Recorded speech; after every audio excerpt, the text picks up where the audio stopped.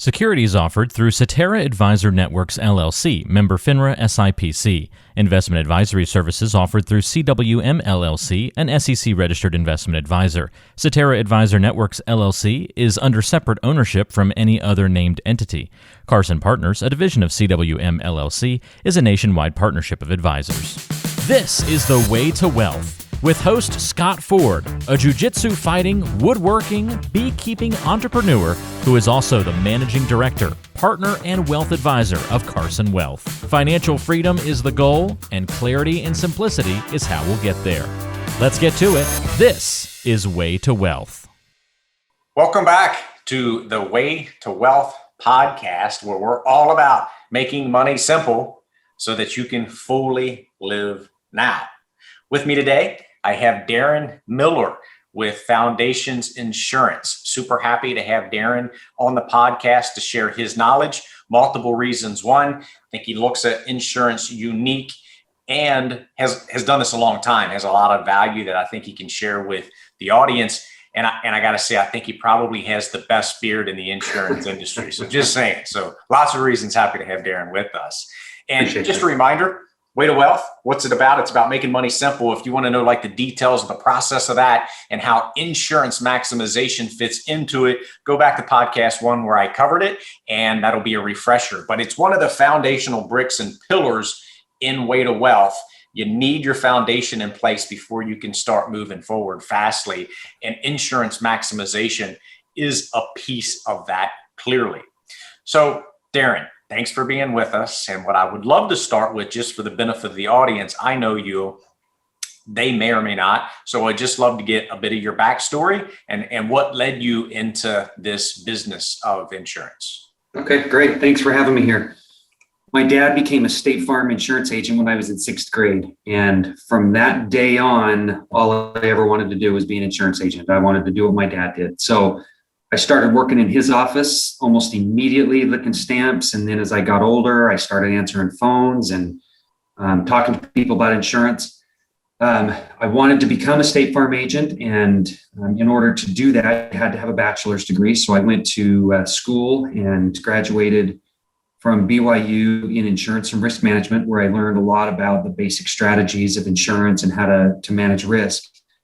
But right when I was about to graduate, State Farm changed the rules and said that you had to work for the company for a couple of years prior to becoming an agent. So my plans were put on hold for just a little bit, and I became a claims adjuster for State Farm, handling auto claims for a couple of years. And then after that, I became a storm chaser, where my wife and I were claims adjusters, and we would follow hailstorms or windstorms, catastrophic claims or storms, and go and handle claims all across the country. So for about 4 to 5 years, I handled claims. And then in 2001, I was given an opportunity by State Farm to open up a scratch agency, a brand new agency in Lehi, Utah. And so I took that.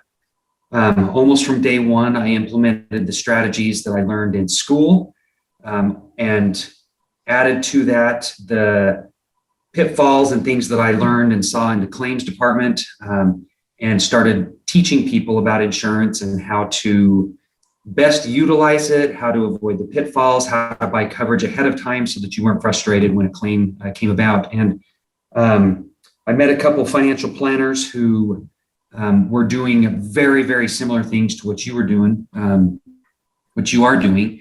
And so they started to send me their clients, and I would go through auto insurance, home insurance, umbrella coverage, business insurance with them and talk to them about maximizing their protection.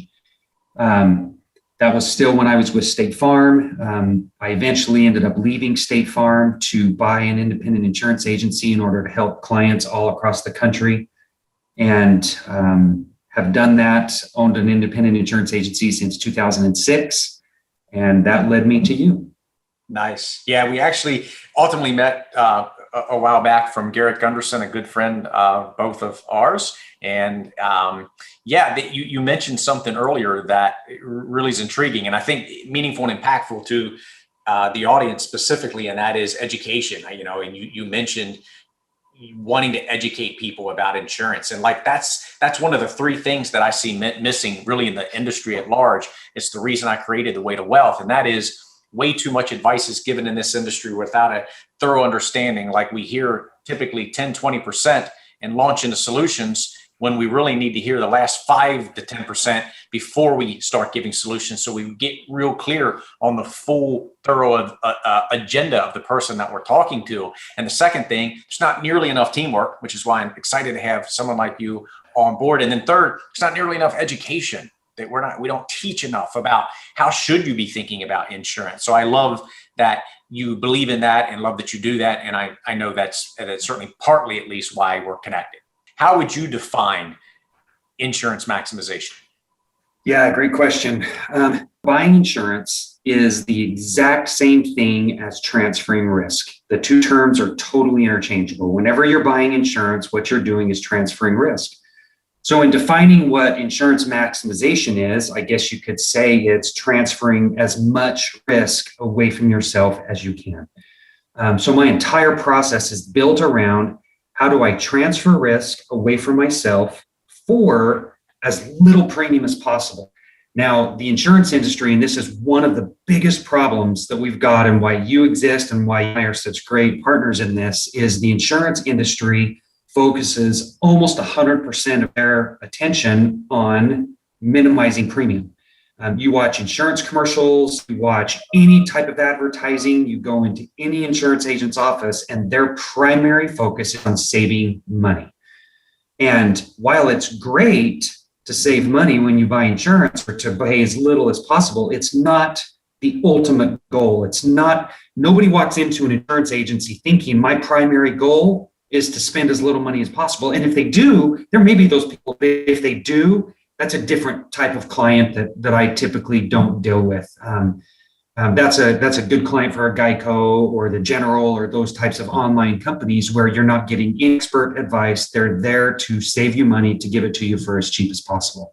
Yeah. But back to insurance maximization, when we're trying to maximize our risk transference, what we want to do is incorporate the policies that give us the most amount of coverage for the least amount of premium. That's where I focus my attention. We start with umbrella policies and then, go from there, which is how to maximize insurance or maximize risk transfer. Yeah, I like that, Darron. It's again partly why we're connected, and that is transferring risk and yet doing it in a way certainly with the least amount of premium. Yet we really want to transfer as much risk as we can. And one of the benefits that comes from that people don't think about is just the mental capacity that frees up to swing for the fences in other areas. And it's similar to what we do in the whole way to wealth process. This is why it's a key foundational brick. Even when you think of investing, we'll get to this in another podcast. We'll talk about a cash bucket, an income bucket, and a growth bucket in that order, because when you free up that safety of the cash, you free up where your income's covered. Now, once you get to the growth bucket, now you can swing for the fences and be free to really go for it because you've built the proper foundation first. And the industry, I think, is just backward. They say savings and investing is the same thing. And so people are maxing out 401ks, which is fine, but they think that's savings and it's not. They're going about it backwards. So I'm really aligned with your definition. I agree with it. And just wanted to add a little color to that on how these added benefits of really freeing your psyche so that you can swing for the fences in other areas of life because you've maxed out insurance while maintaining as little cost or premium for that as you can. So one of the things I wanted to ask you is, do you have an example of someone who didn't look at insurance as insurance maximization and how that may have ended poorly for them? I'm buying a house, kind of a backstory. I'm looking at moving in, and so I'm buying a house, and one of my best friend's brother is a mortgage guy. So I was talking to a guy named Rob, who's a friend of my who is a brother of my friend Rick.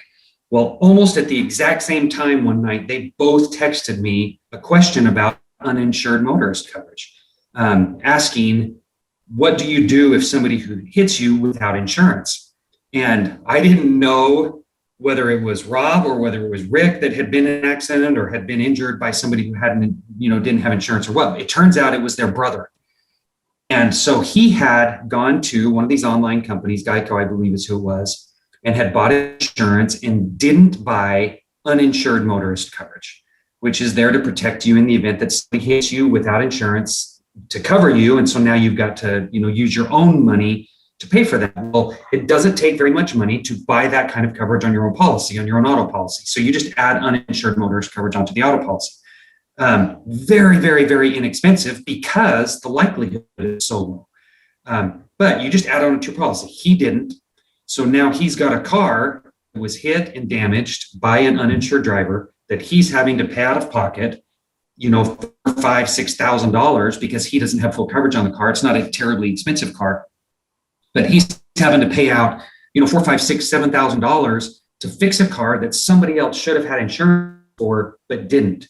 Whereas if he had maximized his insurance, it would have cost $5, $6, $7, $10 every 6 months or a year to buy that coverage that would have fully covered that car and made it so that he didn't have to pay any money out of pocket. Now, it could have been a lot worse. He could have been injured.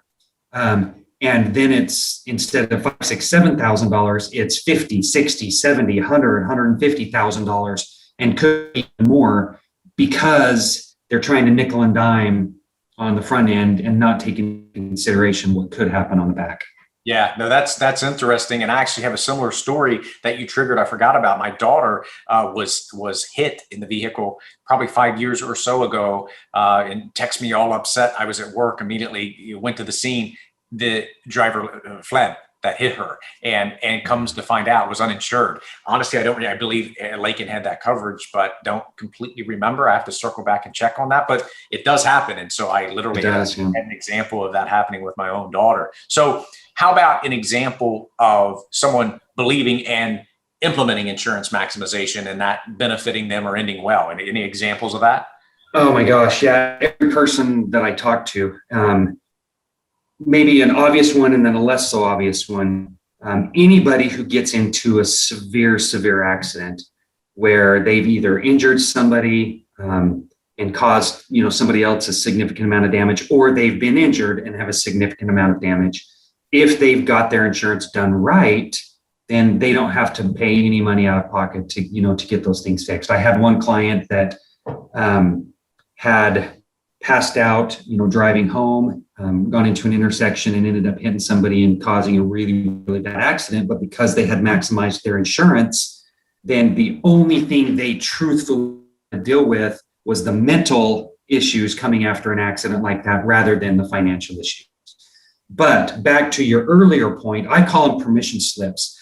When you do your insurance right, you give yourself permission to spend whatever wealth you can create in other areas because it's no longer needed for your insurance. So anytime somebody buys the right amount of insurance, they immediately have that permission to do whatever they want with their wealth. They don't have to wait for an accident to come around. And so a lot of times I'll talk to people on the phone about, when does your insurance investment actually pay off? And most of the time the answer is, well, after I've had a claim or a loss and the insurance company gives me money. And that's not true. Your insurance pays off the second it's issued, because you now have that permission slip. You call it the freedom of mind to do whatever you want, knowing you're protected if something severe, unexpected were to happen, whether it be your car, your house, rental properties, anything. You do insurance right, you've got a permission slip to do whatever you want. That leads into the industry at large. So what do you feel or see or hear as common misconceptions in the industry, or just standard protocol? So I'll give one just to kick off. I'll give one example, and that is, so standard protocol and misconceptions that I hear. And I hear people say, I'm insurance poor, or I'm over-insured. And what I'll say about that from my experience is, you cannot be, because the insurance company will not allow that to happen. That's They're right. not going to insure more than a human life value or more than something is worth. So it's just my thought. What do you think about that, Darron? Yeah, so we could probably spend hours on what the industry does wrong here, but maybe just the most common. Most common, I think, is one of the ones is what I've already mentioned, their focus on premium. You notice that, or a red flag of that would be an insurance agent asking to see what you currently have, that he or she can see if they can do it for less expensive than what you've currently got. If that's their initial go-to, then you've got somebody who's focused on price and not protection, and they probably aren't going to be a huge help to you. Second to that would be obviously a lack of understanding of the policies that they're selling. It's very, very simple, probably too simple, too easy to get into the insurance industry. So you have a lot of people selling products that don't know anything about them. All they've been done, or all that they've had done, is been trained, taught, and educated to sell them. So they're great salespeople, but they have no knowledge or experience, expertise about the products that they sell. One way to find that, maybe to see about the red flag, is to go into your insurance and ask, how much coverage do you think I should have? And if they ask to see your policy, you've got the wrong person. If they give you a number, like if you say, how much coverage do you think I should have? And their response comes in the form of a number, you've got somebody who doesn't know what they're talking about. They're just guessing. And what I mean by that takes a little bit of time to explain, but the only answer to how much coverage do you think I should have is, I want you to get as much as you can. The reason for that is I have no idea what tomorrow holds. But if I tell you you should get $100,000, or if I tell you you should get $1 million or even 10 million, I'm trying to guess based on my experience what's going to happen to you in the future. And that's impossible for me to do. I may be right, I may be wrong, but it's just simply a guess. So those are a couple ways to do. Ask your agent what he or she thinks you should have. If it comes back with a number, they're guessing and not doing the right thing for you. I don't know if that's what you're looking for. Absolutely. There or not. But, no, totally. Okay. This goes back to the education piece versus trying to sell something or beat a price. Like, what are you really trying to accomplish? And so just asking questions of, why do you have what you currently have? And look, when we say education, and I know you, we've worked together, so I know that you agree with this, Darron, that we're not trying to get them to understand everything about every piece of a policy, or we're not trying to get people to understand everything about wealth management. That's not the intent. We want to educate so that you know enough. Why do you have what you have? It makes sense. That's right. You don't have to go much further in the weeds than that. And that's the goal of this. That's the development. That's the purpose of Way to Wealth, is to make money simple. I think it's made complex because the industry's taking advantage of people when it doesn't have to be that complicated. So that's what this whole process is about, is educating people. And so I know Darron's passionate about that, educating on the insurance maximization piece. One of the things that I'll say is, we've developed, and Darron has provided feedback here, a one-pager. And you know, the Way to Wealth has one-page tools throughout. We've developed a one-page tool for insurance maximization. It's a list of questions of things you should be thinking about. Like, do you know how much money it would take if you were to be injured in an auto accident in such a way that you couldn't work any longer? Well, how much would it take to compensate you if you weren't able to earn income? One of the bigger ones on the form that I really like is, do you have an insurance strategist in your life? Well, that a lot of times people will say, well, yeah, that's easy to answer. Wait a minute. Does your insurance provider take a strategic approach or a transactional approach? And that's exactly what Darron was talking about earlier. You want to have someone who's a strategist. If they're a strategist, they could care less what your current coverage is. They don't care what you're paying right now. They want to make sure that there's a proper strategy in place so that you're protected where you need to be. And then we'll talk about the pricing down the road. What do you, I know you've looked at the tool, Darron. I know you've helped develop part of it as well. What are your thoughts on that? I'm going to ask you two pieces of the question. What are your thoughts on that? And what's the process look like when someone engages with you? All right. So I love the questionnaire. I think one of the biggest problems in most industries, but specifically this one, is people don't think. So what this to me is designed to get people to do is to turn your brain on, to start thinking. And when you start doing that, you start demanding the person who's giving you answers to be an expert. Because most of us have a pretty good BS meter that when somebody doesn't know what they're talking about, or they're just giving us cookie cutter answers, an alarm is going to go off. And so that's what we're trying to do is get people to turn their brains on and think. That's generally what I will talk to people about when I first get them on the phone is, hey, my job here, what I'm on the phone, what I'm meeting with you to do is not to earn your business. Whether you come with me or not is up to you, and you can decide that later. I'm not a salesperson. I just want to go through your policies with you and talk to you about why you've done what you've done. And so when I start asking those questions, why have you done this? Why have you done that? And their answers over and over and over come back, I don't know, I don't know, I don't know, or that's just what my agent told me to do. He told me to do that, or that's what I had since I was 16. Then they start realizing that this strategist, the word you've got in your form, is not an expert. And so if you're going to somebody to sell you a product for a policy or a product that's terribly, terribly important, which you've started off by saying this is, the insurance part of your portfolio is terribly important, and you're working with somebody who's not an expert, that seems like a recipe for disaster.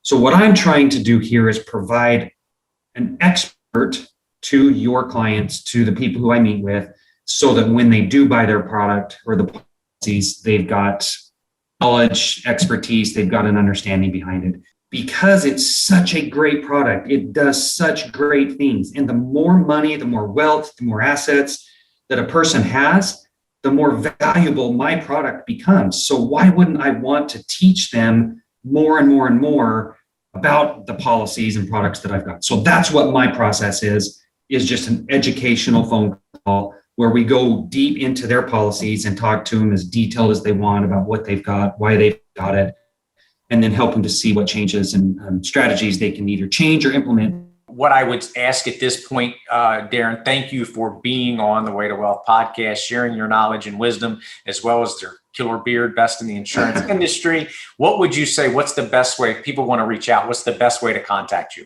Address is Darron, Darron, at Foundations with an S, Foundations, insurance.com. So Darron at foundationsinsurance.com. Make sure to link or let me know that you've come from Scott.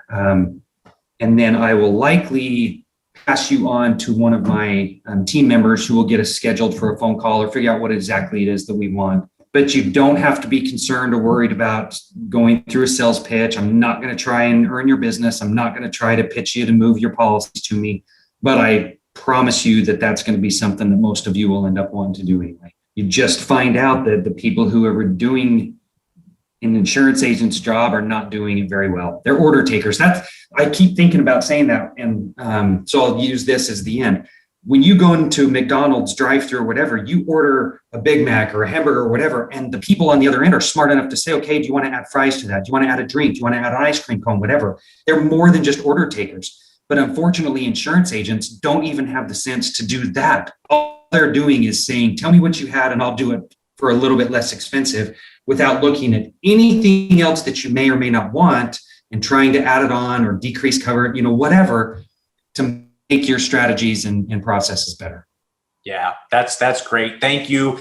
By the way, his email will be in the show notes. Our one-page tool on the insurance questionnaire is a thinking exercise, and he articulated that very well. The idea of the tool is to get you thinking. Most people don't think, or at least I don't believe think correctly the way they should about this particular process of insurance maximization. So that tool will be in the show notes. Feel free to use it.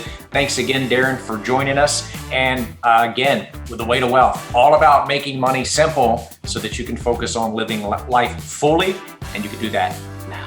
The opinions voiced in Way to Wealth with Scott Ford, Managing Director, Partner, and Wealth Advisor of Carson Wealth, are for general information only and are not intended to provide specific advice or recommendations for any individual.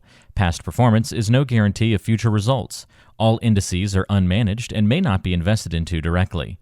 Investing involves risk, including possible loss of principal. No strategy assures success or protects against loss. To determine what may be appropriate for you, consult with your attorney, accountant, financial, or tax advisor prior to investing. Guests on Way to Wealth are not affiliated with CWM LLC or Cetera Advisor Networks LLC. Carson Wealth, 19833 Leitersburg Pike, Suite 1, Hagerstown, Maryland, 21742.